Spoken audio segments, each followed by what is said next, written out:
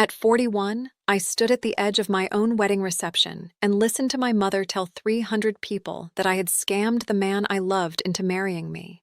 But what I discovered 3 days later changed everything. My name is Margaret Ellison, though everyone who has ever loved me calls me Maggie. I was 41 years old on the night my mother took the microphone at the Whitfield Country Club and turned my second chance at happiness into a public execution.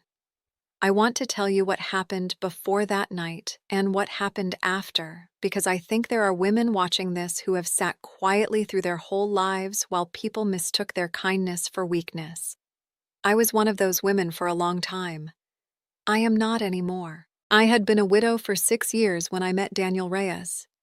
My first husband, Thomas, died of a heart attack in our kitchen on a Tuesday morning while I was pouring coffee.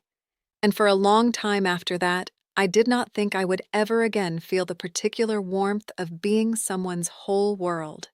I taught 8th grade English for 22 years in a small town outside Columbus, Ohio, and I had built a life out of lesson plans, casseroles for grieving neighbors, and long walks with my dog, a golden retriever named Biscuit who had outlived Thomas by exactly 1 winter. My daughter, Claire, was already grown and married by the time Thomas passed, living 2 hours away with her husband Ryan and their 2 children, Emma and Noah. I did not lean on Claire much in those years. I did not want to be a burden. That instinct to shrink myself so as not to inconvenience the people I loved is something I would come to understand very differently by the end of this story. Thomas and I had built something modest but solid. A 4-bedroom house on Maple Ridge Road that he had inherited from his own parents and that we had slowly paid off together over 18 years of marriage. A small rental property downtown that brought in enough to cover property taxes and a little extra. Nothing extravagant. But it was mine, free and clear, and it was quiet, and it was safe, and for a long time, that was enough. I used to sit on the back porch in the evenings with a cup of tea and watch the fireflies come up out of the grass, and I would think, this is a good life, a small life, but a good one. I met Daniel at a grief support group, of all places. He had lost his wife, Susan, to ovarian cancer 18 months before I met him, and he came to that church basement every Thursday night with the same tired, gentle sadness that I recognized in my own reflection. He was 62, a retired civil engineer, with silver hair and hands that had built bridges, literally, across 3 counties. We did not fall in love quickly. It took almost 2 years of coffee after group sessions and long phone calls and slow Sunday drives out to the orchards before either of us said the word love out loud. When he finally proposed on the porch where I used to watch the fireflies, he did not get down on one knee with a big speech. He just took my hand and said, "Maggie, I would like to spend whatever years I have left making sure you never feel alone again." I cried for 10 minutes before I could even say yes.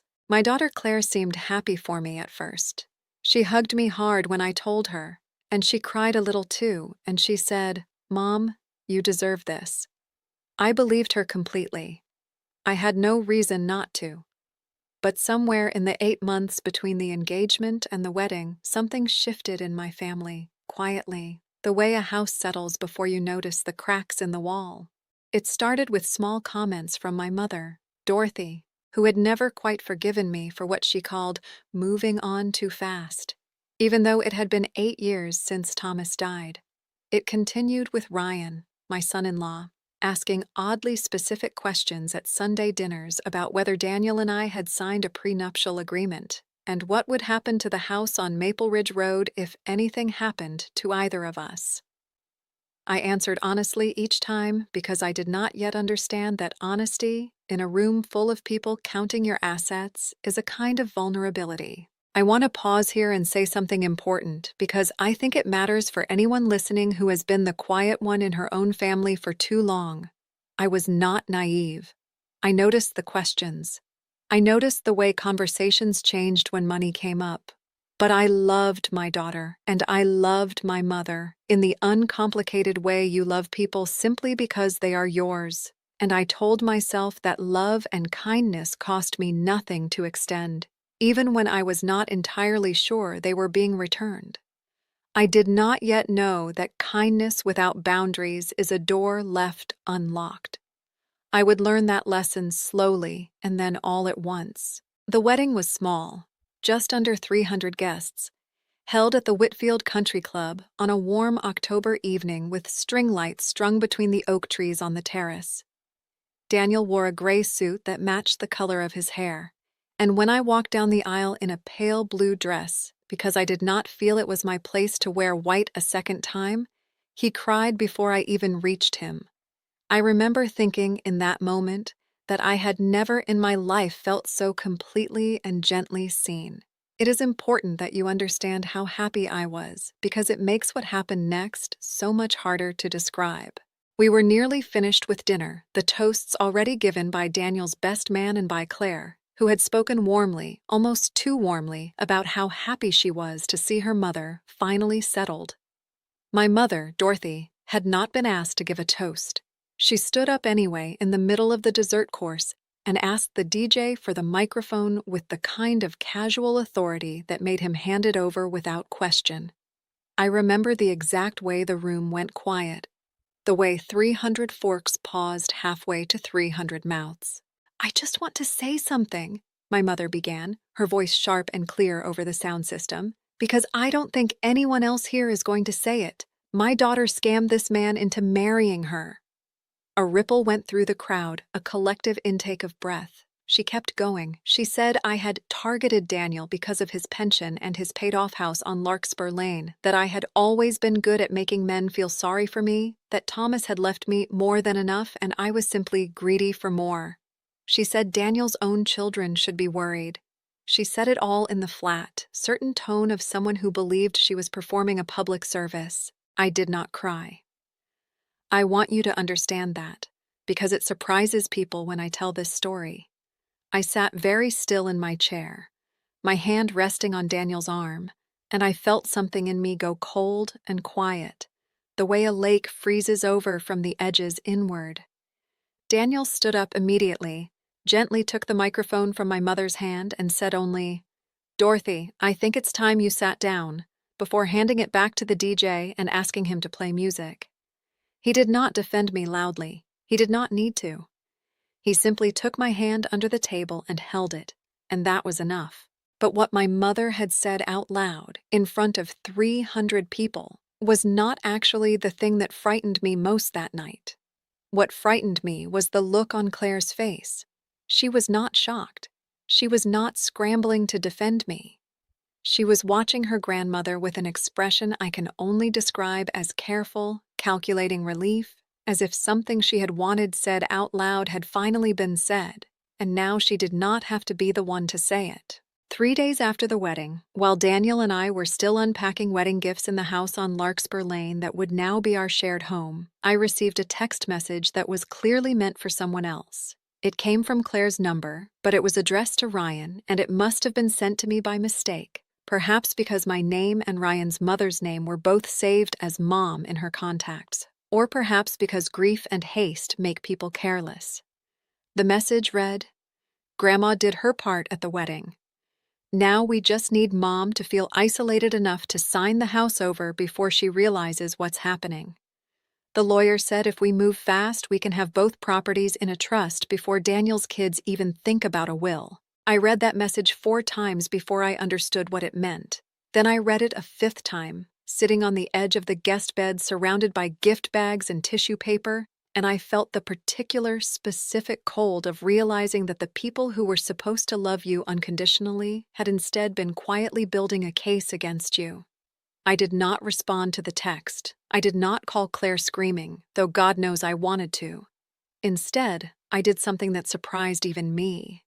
I closed my phone, walked downstairs, made a pot of coffee, and sat at the kitchen table to think, the same way I used to sit at my desk grading essays late into the night, patient and methodical, looking for the argument underneath the argument. Because here is something 35 years of teaching 8th graders teaches you that nothing else quite does. People who are planning something rarely realize how much they reveal in the process. I want to tell you now about the parts of my life that Claire and my mother had either forgotten or had never bothered to learn because it will matter later. Before I married Thomas, I spent 6 years running a small bookkeeping and tax preparation business out of a storefront on Main Street, work I had done to put myself through college as a single young woman with no family safety net of my own. I understood financial documents the way most people understand the alphabet, instinctively, without having to think about it. When Thomas died, I had not simply inherited a house. I had, with the careful guidance of an estate attorney named Patricia Vance, whom I had known since we sat next to each other in a night class 20 years earlier, restructured everything I owned into a living trust, specifically naming myself as sole trustee and beneficiary, with explicit language that any future spouse would need a separate, mutually signed agreement to gain any ownership interest in property I brought into a marriage. I had done this quietly, not out of suspicion of anyone, but because Patricia had simply told me, the year after Thomas died, "Maggie, you're a smart woman with real assets and grown children. Protect yourself now, while nobody's asking you to." I had taken her advice and then, frankly, forgotten about it, the way you forget about a smoke detector until the day there's smoke in the house. The house on Maple Ridge Road, the one Ryan had asked so many careful questions about, was not community property with Daniel. It never would be, unless I signed something specific to make it so. And I had absolutely no intention of signing anything, not because I did not trust Daniel, who I trusted completely, but because I now understood, with sudden and total clarity, that someone in my family wanted me to. That night, I called Patricia Vance. I read her the text message word for word. There was a long silence on the other end of the line, and then she said quietly, "Maggie, I think you need to come into the office tomorrow morning, and I think you need to bring copies of everything." The next morning, I sat across from Patricia's mahogany desk while Daniel waited in the lobby, having insisted on coming with me, even though I told him he did not need to. Patricia pulled up the original trust documents from 6 years earlier and slid them across the desk toward me. "You are still the sole trustee and sole beneficiary of both properties," she said. "Nothing has changed unless you signed something you don't remember signing. Did you sign anything recently? Anything at all? Even something that seemed routine?" I thought back over the past several months, through the wedding planning, the dress fittings, the seating charts, and then I remembered something that had seemed so small at the time I had nearly forgotten it entirely. 2 months before the wedding, Claire had come to visit and had brought a folder of what she called just some paperwork to update your emergency contacts and medical directives, Mom, now that you're getting older and there's going to be a new family situation. She had walked me through several pages, and I had signed where she indicated, trusting her completely because she was my daughter, and I had no reason in the world to think she would ever hand me something to sign that was not exactly what she claimed it was. Patricia's face changed when I described this. "I need you to remember exactly what that folder looked like, and I need you to try to find out if you kept copies," she said. I had not kept copies. Claire had taken the folder with her when she left. This should have frightened me more than it did, but instead I felt something else entirely. A kind of clean, cold clarity. The same feeling I used to get standing in front of a classroom of restless teenagers when I realized exactly which student was about to cause a problem and exactly how to handle it without raising my voice. Patricia made some calls that afternoon to the county recorder's office. What she found confirmed what we feared. A document had been filed 3 weeks earlier, a quitclaim deed transferring a partial interest in the Maple Ridge Road property into a new trust, one that named Claire and Ryan as co-trustees, with my mother, Dorothy, listed as a secondary beneficiary. My signature was on it. It was, without question, a real signature, made by my own hand, on a page I had genuinely signed, folded into a stack of what I believed were medical directive forms, without my ever seeing the specific language of what I was authorizing. I sat very still when Patricia explained this to me. I did not cry, and I did not shout, though I understood, intellectually, that most people in my position would have done both. What I felt instead was something closer to grief. The specific grief of realizing that your own daughter had planned this with enough care and patience to disguise it as paperwork about your health. Is it enforceable? I finally asked. Patricia leaned back in her chair. That depends on whether we can prove you were deceived about what you were signing, rather than simply not reading carefully. Given that the pages were mixed in with legitimate medical forms, and given that Claire has no legal or financial background that would explain her drafting these documents herself, I strongly suspect someone else prepared this deed for her. If we can find out who, and if we can show a pattern of intentional deception around vulnerable family members, particularly in the context of a recent marriage, we have a very strong case to void the transfer entirely. But Maggie, I need you to understand something.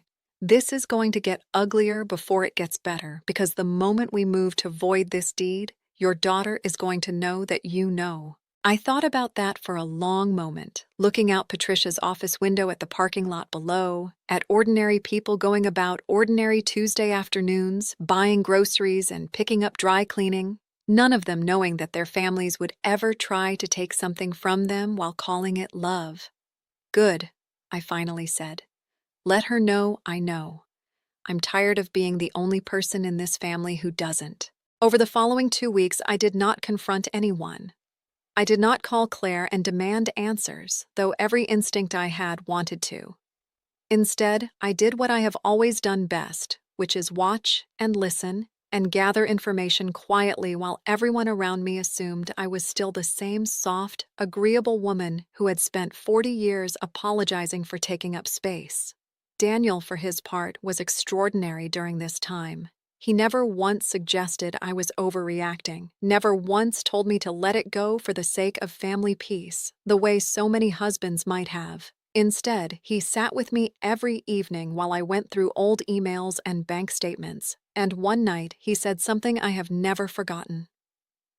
Maggie, the fact that you're staying calm doesn't mean this isn't devastating. It just means you're smarter than they think you are. Don't ever apologize for that. Patricia's investigation turned up something I had not expected. The quitclaim deed had been drafted not by any attorney Claire had hired independently, but by a paralegal working part-time for a firm that specialized in elder law and assisted living transitions. A firm whose senior partner, it turned out, was married to my mother's longtime bridge partner, Carol Whitmore.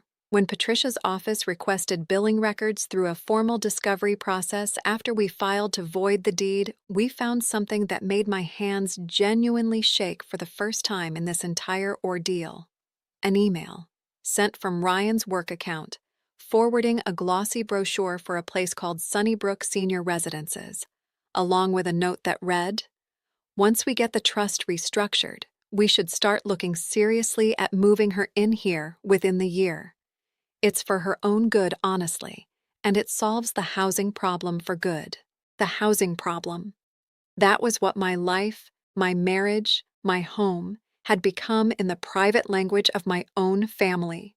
A problem to be solved. I remember sitting with that email for a long time before I showed it to Daniel.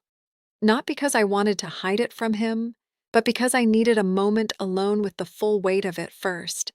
My daughter and her husband had not simply wanted money.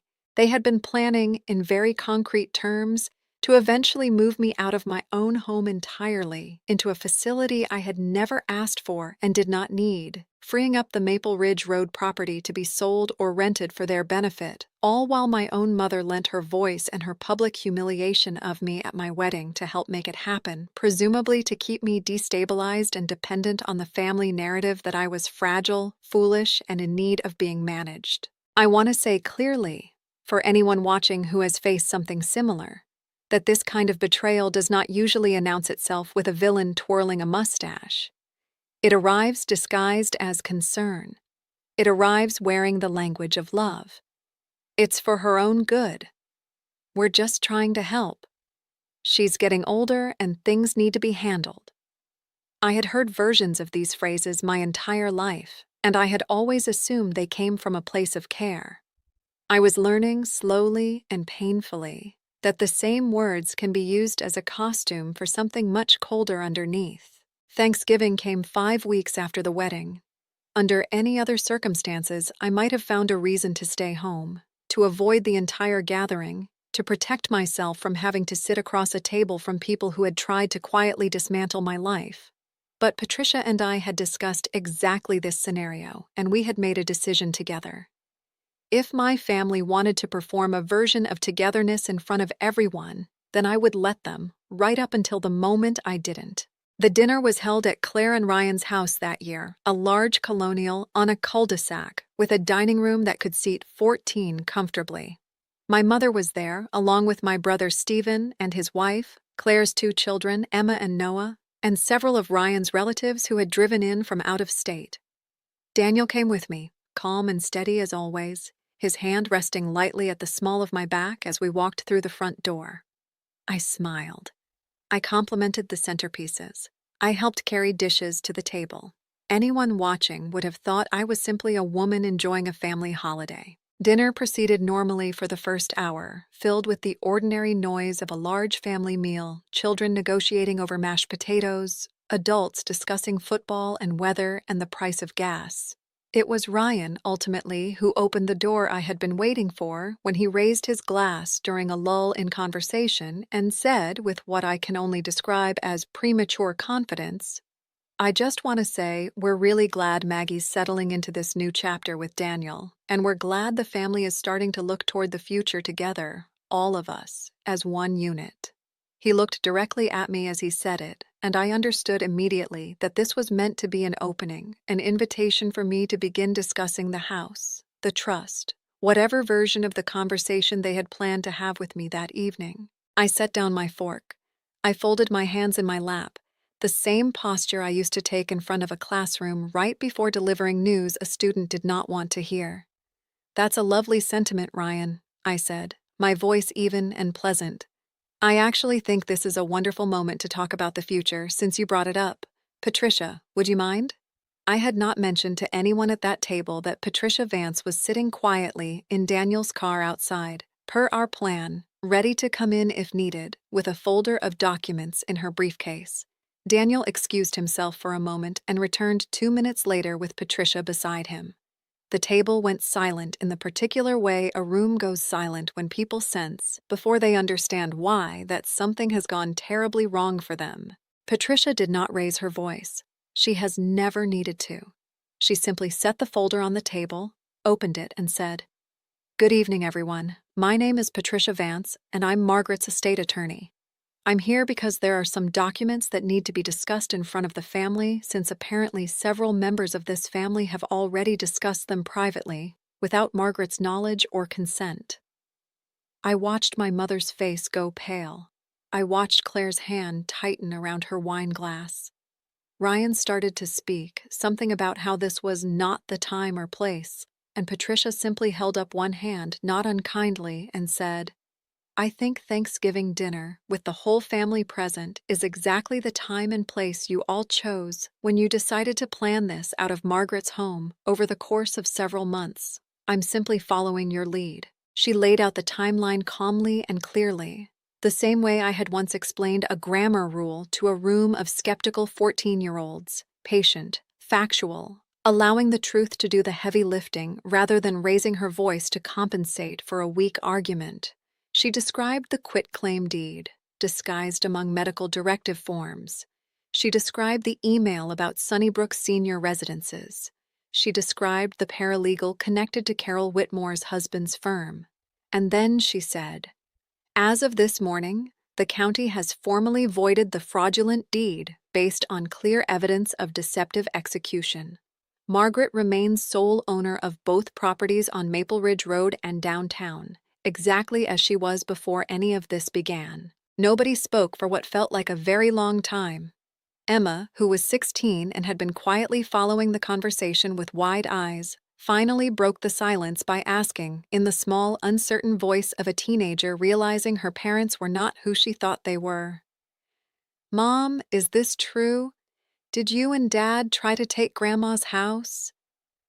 Claire did not answer her daughter.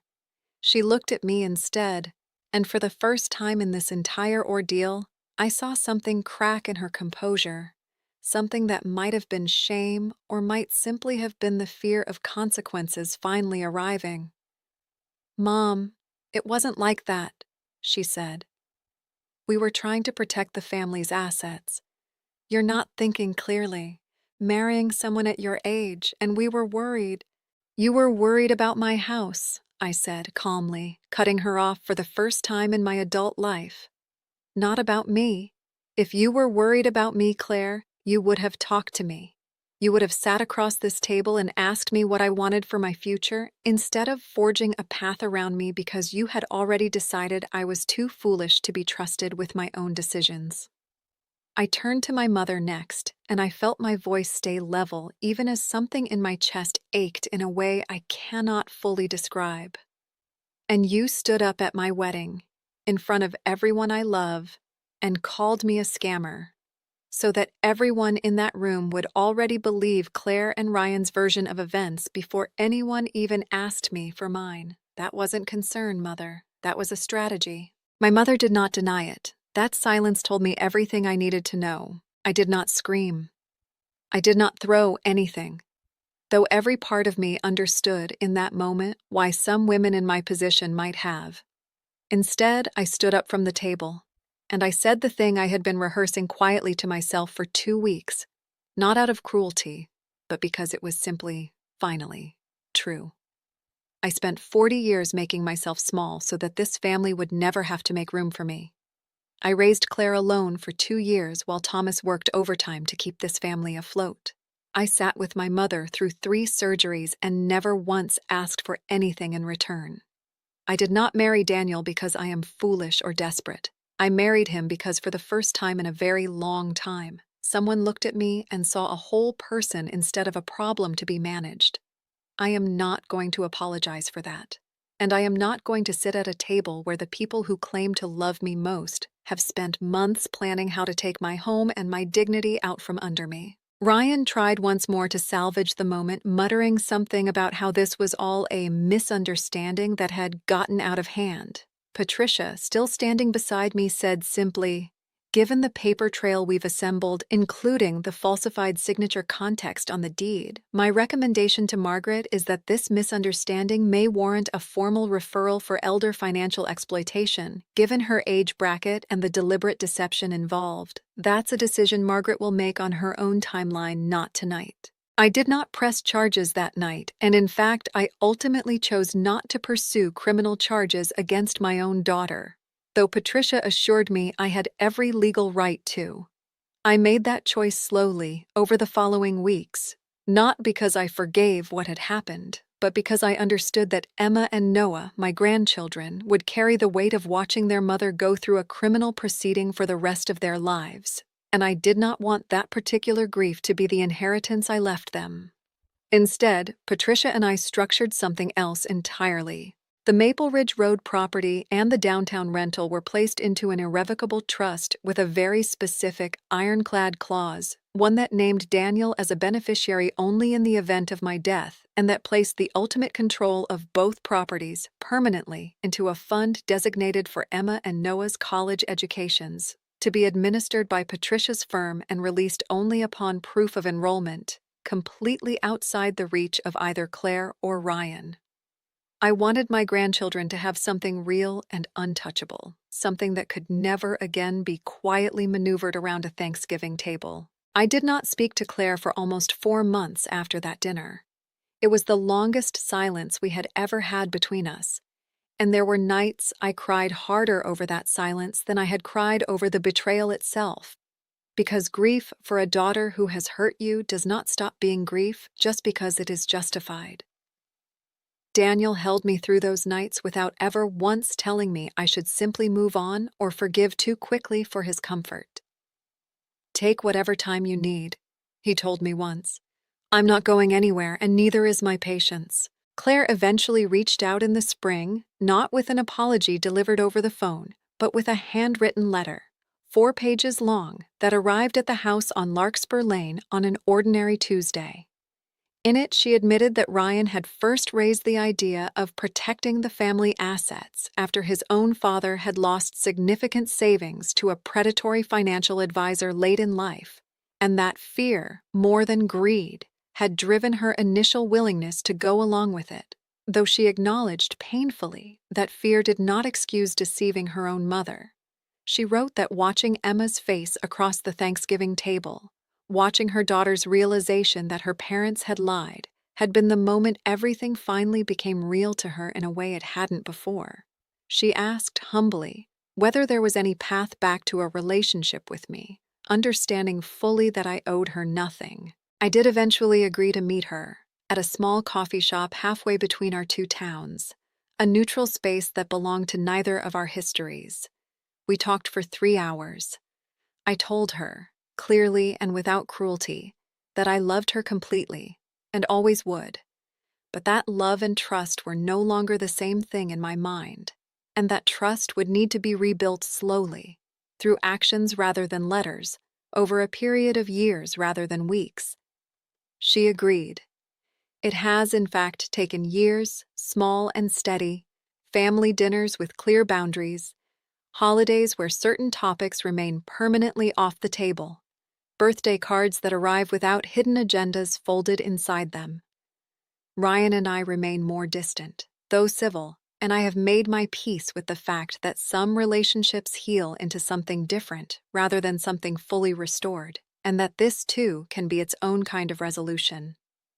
My mother and I never fully repaired our relationship in the way Claire and I did. She passed away 2 years after that Thanksgiving, and in the weeks before her death, she never directly apologized for what she had said at my wedding, though she did tell me, in one of our last conversations, that she had been frightened her whole life of becoming irrelevant to her own children as she aged, and that fear had made her cruel in ways she was not proud of. I sat with her hand in mine at the end because whatever she had done, she was still my mother, and I had learned by then that forgiveness is something you can offer for your own peace, separate entirely from whether the other person has earned it. Daniel and I have now been married for 6 years. We travel in the spring, we tend a garden together in the summer, and on quiet evenings I still sit on the back porch, though it is a different porch now, and watch the fireflies come up out of the grass, exactly the way I used to. Emma is in her 2nd year of college, studying to become a family law attorney, a choice she has told me directly was shaped by watching Patricia stand up for me that Thanksgiving night. Noah is finishing high school and has already told me, with the blunt honesty of a 17-year-old, that he intends to make sure nobody ever tries to make decisions about his grandmother's life without asking her first, as long as he has any say in the matter. I think about that wedding night often, not with bitterness anymore, but with a kind of clear-eyed gratitude for what it taught me. I spent the first 41 years of my life believing that love meant making myself endlessly available, endlessly agreeable, endlessly small enough to fit into whatever shape other people needed me to be. I have spent the years since learning something different, something I wish someone had told me decades earlier. Being kind does not require being defenseless. Being quiet does not mean being powerless. And the people who count on your silence to get what they want will always be the most surprised when that silence turns out to be patience instead of surrender. If you take one thing from my story, let it be this. Quiet people don't explode. They clarify. And once they do, they are very rarely quiet again in quite the same way.